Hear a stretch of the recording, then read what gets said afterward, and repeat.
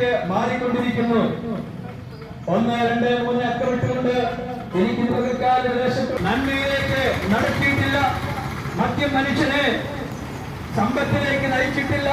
മദ്യം മനുഷ്യന് നല്ല പേര് കൊടുത്തിട്ടില്ല.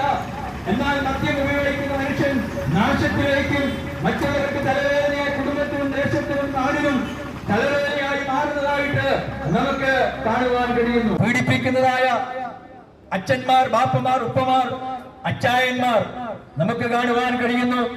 മദ്യത്തിന്റെ ആസക്തി നിമിത്തം താനെന്ന് മനസ്സിലാകാതെ മൃഗത്തെക്കാൾ മാറിക്കൊണ്ടിരിക്കുന്നതായ ഒരു കാലഘട്ടത്തിൽ ഞാൻ നിങ്ങൾ ആയിരിക്കുമ്പോൾ ഞാൻ വിശ്വസിക്കുന്ന, ഞാൻ വിളിച്ചു പറയുന്ന സത്യസുവിശേഷത്തിൽ ഇങ്ങനെ നമുക്ക് കാണുവാൻ കഴിയുന്നു. മാനത്തോടെ ഇരിക്കുന്ന മനുഷ്യൻ നശിച്ചു പോകുന്ന മൃഗങ്ങൾക്ക് തുല്യായിരിക്കുന്നു. മദ്യത്തിനും മയക്കുമരുന്നിനും പാപപ്രവൃത്തിനും അടിമകളായി മനുഷ്യൻ മൃഗത്തെക്കാൾ മാറിയിരിക്കുന്നതായിട്ട് നമുക്ക് കാണുവാൻ കഴിയുന്നു. ഇന്ന് കുടുംബജീവിതങ്ങളെല്ലാം തകർന്നുകൊണ്ടിരിക്കുന്നു. കേരളമായിരിക്കുന്ന സമ്പൽ സമൃദ്ധിയുടെ കേരളമെന്നും പച്ചപ്പിന്റെ കേരളമെന്നും ഞാനും നിങ്ങളും അനുമാനിക്കുന്ന ഈ കേരളം ദുഃഖപൂർണമായിരിക്കുന്ന അനുഭവത്തിലൂടെ കടന്നു പോകുന്നു.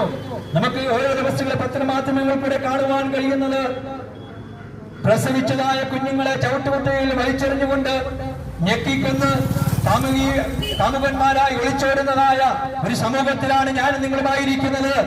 എത്ര ലജ്ജാകരമായിരിക്കുന്ന അനുഭവമാണ്.